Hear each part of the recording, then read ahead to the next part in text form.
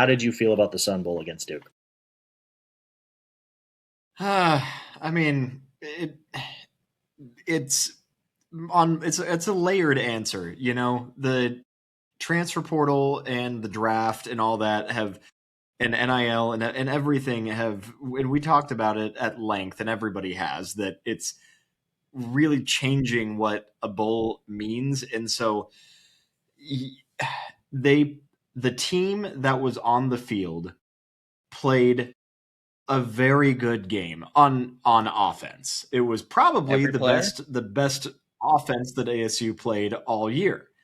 Uh, honestly, um, but the defense was awful. But again, it was a gutted team, so it's like, do you really even like consider it a like, do you put an asterisk on it in mentally as far as the program goes? I kind of wish they would have just played their freshmen. And one thing that was interesting to me is Duke was almost a complete team. They had one starter that had gotten out, but ASU had nine on between both sides of the ball. I mean, no Levitt, no Tyson, no Raleek Brown. I don't think Kanye Udo was there. So that was running back 1 and 2, wide receiver 1 out. I think Chamon Mateer, so tight end 1 out. At least one lineman was out, and that's just on offense. And they still, I mean, they were getting gashed on defense, but even then, like, Duke, as inconsistent as they've been, their offense has been the best part of that team all year. And so it was kind of expected. Like, if you have a lot of your defensive starters out, which ASU did, especially in the secondary, because most of them were the corners and the safeties that were out, that were gone, you were kind of expecting them to capitalize on that. And so it was a big, high scoring shootout game, entertaining to watch. It, like, if you look at it in a vacuum, yeah, it was a disappointing loss against a good Duke team. But then if you look at it as like bigger picture for the program, I I struggle to make any predictions or take anything away from it, because it's not the team that was supposed to be there, or like, and I shouldn't say supposed to be there, not the team that was playing all year. I can't, but we can't help but wonder what it would have looked like. But ASU's not the only team saying that. I mean, 4 out of 5 teams in the entire postseason were saying that. So um, I'm not going to be upset about it. I'm not going to be happy about it. Would I have liked to see ASU win a bowl game? Yeah. Was it disappointing that they lost on a choke of all chokes at the very end? Sure. But I don't know. I mean, good for Jeff Sims that he was able to finish out with a good statistical game, even though the last play of the career was a very Jeff Sims play. Yeah. You see that Puts up like 500 yards of offense. that's actually where I wanted to talk to you about, because the whole bowl season, Chance and I definitely talked about, and that's been very common throughout the entire bowl season. Most teams, with like the exception of the Appalachian State Georgia Southern rivalry bowl game, no opt outs. Some playoff games had little opt outs, and then a couple, maybe like the Pop Tart Bowl didn't have many, and there's very few games that had no opt outs or very little opt outs. Duke didn't have too many opt outs, you're correct. ASU was basically their second string. You were correct about that from the beginning. So it is impressive by itself to see how good ASU's second string did against the ACC champions, even though it's a weird ACC champion. It was definitely impressive to see. However, you kind of brought up, in the at least freshly having watched the game, how much you blamed Jeff Sims.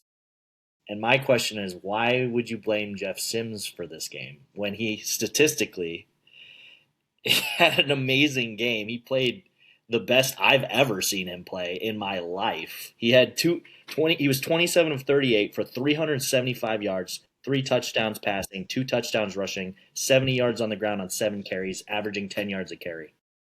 And he had another running back who had 134 yards on 13 carries, averaging 10 per carry, and somehow managed to lose the game. I think the turning point for the game, what I saw was, I don't know which running back was carrying on that play, but the running back, after ASU's defense had that amazing stop, they stopped him. and then the next play, the guy runs for 10 yards, pass on first down, and then fumbles the ball, and then Duke scores and goes ahead. Why do you blame Jeff Sims for putting them in that situation when it was the running back that actually put them in that losing situation? And then we're begging Jeff Sims to make No, another no. play when he already had the best game of his life. Yeah, and maybe that's not how I meant it to go. Hopefully, I wasn't cutting out when I did say that Jeff Sims had arguably certainly the best game of his season, arguably the best game of his career in the Sun Bowl. It sucked that it ended on ultimately the last play on offense that was run. Was it a fumble or an interception or something that he threw? Now they should have never been in that position. You're right. They had the one running back. There were so many opportunities. I mean, like I said, really it came down to the defense, and that's why I don't want to be too hard on any given part of the program right now on any individual or any coaching staff, coaching change, any concept or anything like that, because we don't know. Those were the second string of Arizona State versus the first string of the ACC champion. Uh, it's hard to speak fairly about it, and I think that they performed admirably. But it's weird because the game didn't really mean anything to either. I mean, obviously it meant something to Duke. It clearly didn't mean as much to the Sun Devils, which I think that more speaks to the state of college football right now. So yeah, I'm not going to get mad at Jeff Sims. The defense had many opportunities to step up, and they didn't. They had 60 minutes to step up, and they failed at just about every given turn. And Jeff Sims was trying to be a hero, and he had one chance in clutch time to be a hero, and he messed up.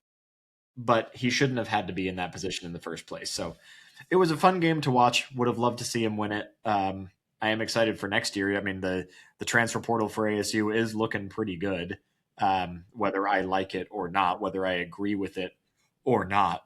They look like they've been making some moves. So hopefully, I mean, as far as It's ASU definitely goes, I'm looking just on to next interesting. year. It's definitely looking interesting. I am liking what I'm seeing, and that's why we're glad to have you here and ready to talk about the Sun Devils. But for now, let's get in really quick. Just want to Just one quick stat for everybody. Jeff Sims leads all players in the bowl season in passing yards right now. dude, he had an amazing game, dude. I, if you would have literally if you would have asked me at the beginning of this season or last season, hey, Arizona State's backup's going to come in. He's going to put up 375 yards and 5 total touchdowns. I would not expect us to have lost that game, and I also would have been like, "You're talking about Jeffrey Sims, correct?" And I'm like, "There's no way. There's no way that happens." So I was Well, and I got to say amazing. too, like, because I feel like a lot of people are ragging on Jeff Sims, including me. I have had more than my fair share of critiques of him. Uh, the plays that he was making too, those were high level throws. Those weren't just like easy. I mean, a lot of them were kind of wide open. Like the receivers were running really good routes for him a lot of that, but there were a couple of throws where it was like, dang, dude, where were these throws the rest of your career? Like those were tight windows, no hesitation, perfectly on target, right where the receiver could get him in stride. Not every single time, but way more than he had been doing. I mean, he was finding people to throw it to, not like, oh, look, there's an easy read. Like these were great throws that he was making for a lot of the game. It is a shame that he wasn't able to do it one more time on the very last drive, but that defense was just not able to give any form of help. And so he had to take some risk and he messed up. Right, I gotta say it. You guys can hate me for saying it. All season long, I think Jeff Sims played at least as good as Levitt did this season. I'm just putting that out there. I was not impressed at all with Sam Levitt this season, and I think Jeff Sims played at least as well as he did.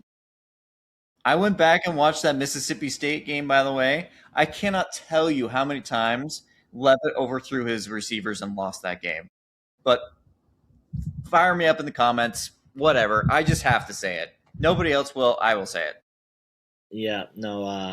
At least that game, that was the best game offensively that any quarterback has had this season. So it's, I don't disagree with you entirely. So